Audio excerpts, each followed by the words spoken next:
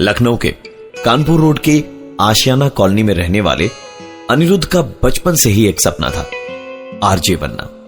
दिन भर हेडफोन्स लगा के बोलने की कोशिश कर अनिरुद्ध ने गूगल किया और फाइनली एक स्टूडियो उसके बजट में आया। सोनिक स्टूडियो रायबरेली रोड पे था, जो शहर के आउटर में है। आज का सारा दिन अनिरुद्ध अच्छी स्क्रिप्ट्स लिखने के चक्कर में बिजी रहा और देर शाम तकरीबन 7 बजे सब तैयारी करके स्टूडियो के लिए रवाना हुआ और ढूंढते ढूंढते बड़ी मुश्किल से स्टूडियो तक पहुंचा। बड़ा ही घुमा फिरा के जाने वाला रास्ता था, एक बार कोई चला जाए तो कभी भूल ना पाए।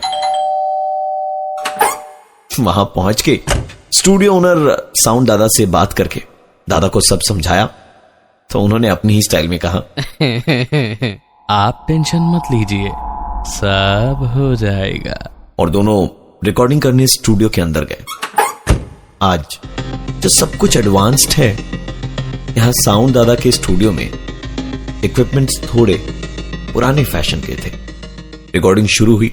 लखनऊ एक शहर जहां सब तहजीब की बातें करते हैं और जहां जब तक धक्का ना लगे आदमी आप से तुम पे नहीं आता।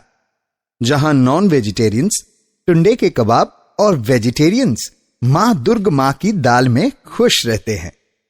यहां नवाबी नस नस में है और मोहब्बत। साउंड दादा, कुछ चल रहा है। अनिरुद्ध की बात सुनकर साउंड दादा दौड़ते हुए दूसरे कमरे में आए और थोड़ा घबराए चारों तरफ देखते रहे। फिर बोले,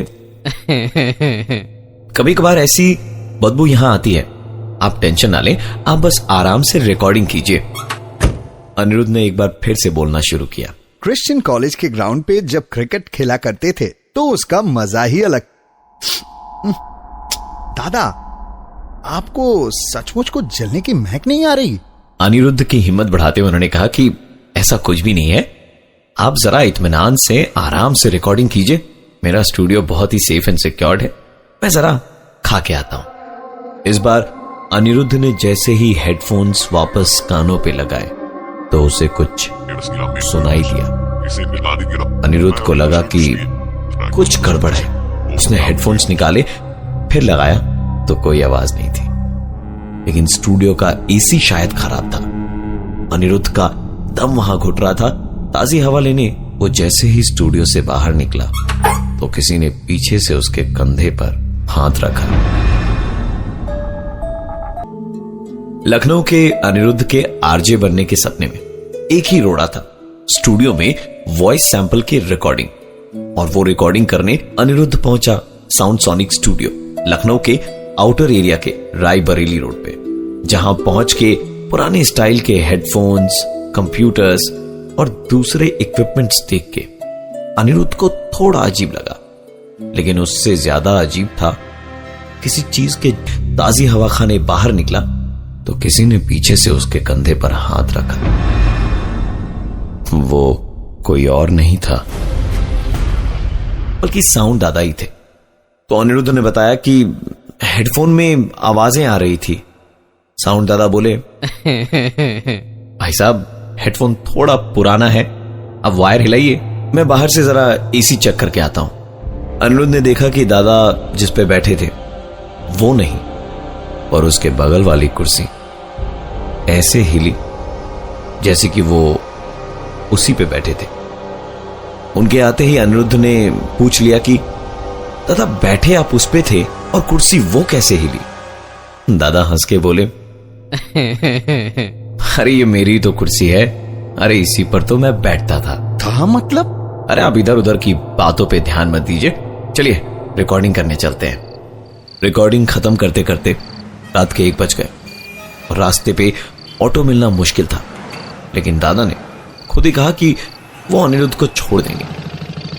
उनकी स्कूटर की आवाज कुछ ज्यादा ही थी तो अनिरुद्ध बोला, आप इतने शांत और आपका स्कूटर इतना तेज? दादा ने कहा, स्कूटर थोड़ी पुरानी है ना, पहले भी मैं यही चलाता था और अब भी। उनकी गोल गोल बातें समझने से ज्यादा रिकॉर्डिंग की सीडी सुनने में ज्यादा इंटरेस्टेड अनिरुद्ध ने उनकी बातों पे ज्यादा ध्यान नहीं दिया और उसका घर आते ही थैंक यू बोल के जब जाने लगा तो पीछे से साउंड दादा बोले, आपका घर है, मेरा भी घर था, ऐसा ही।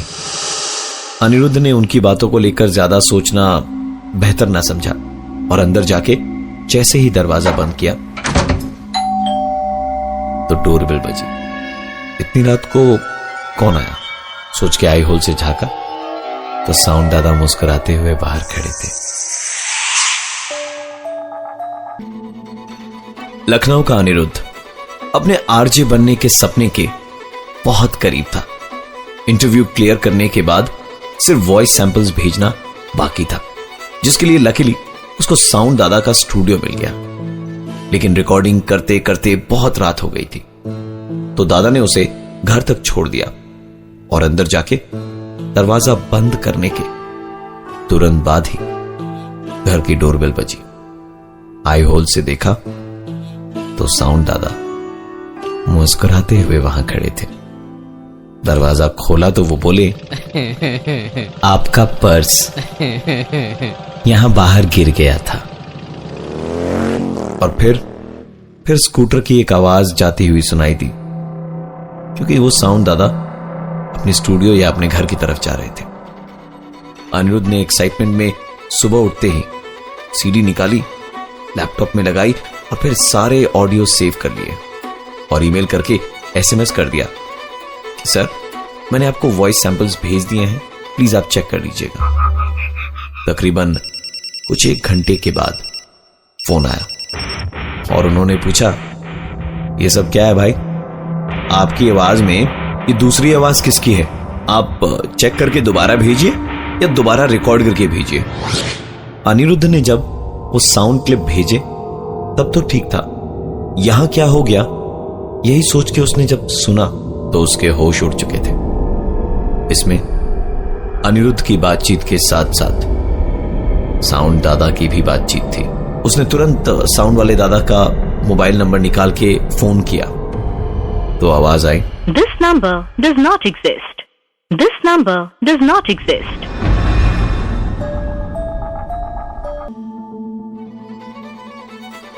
अनिरुद्ध आरजे के इंटरव्यू को क्लियर कर चुका था, लेकिन वॉइस सैंपल रिकॉर्ड करने लखनऊ के एक स्टूडियो में पहुंचा। रिकॉर्डिंग करके जब सैंपल सुने उसमें उसकी आवाज के साथ साथ और जहां जब तक उस साउंड रिकॉर्डिंग स्टूडियो के जो दादा थे उनकी आवाज भी रिकॉर्ड हो गई थी।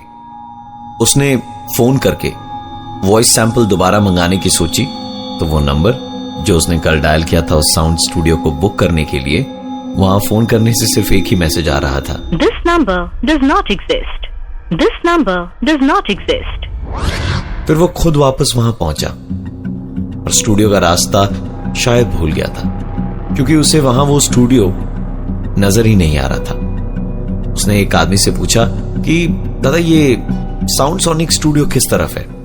उस आदमी ने अनिरुद्ध को ऊपर से नीचे तक देखा और फिर बोला, भाई साहब यहां एक ही स्टूडियो था। स्टूडियो के मालिक को अपने स्टूडियो से बहुत प्यार था, लेकिन स्टूडियो चल नहीं पाया और एक दिन आग लगने से स्टूडियो अपने मालिक समेत जल के खाक हो गया। अनिरुद्ध को समझ ही नहीं आ रहा था कि ये झूठ है या वो झूठ था जो कल रात उसके साथ बीता था, क्योंकि उसने कल रात इसी स्टूडियो में यहीं आकर रिकॉर्डिंग करी थी। वो सीधे रेडियो स्टेशन ही गया, वहीं रिकॉर्डिंग करी और उसकी नौकरी भी लग गई। उसका अपने शहर लखनऊ में आरजे बनने का सपना पूरा हो गया था और देखते ही देखते वो इस शहर में बहुत फेमस हो गया। और एक दिन, हाँ जी मैं हूं अनिरुद्ध और मेरे सवाल का जवाब देने के लिए कौन है फोन पे? उधर से आवाज आई, बड़े दिनों से रिकॉर्डिंग करने नहीं आए। अनिरुद्ध को काटो तो बदन में खून नहीं।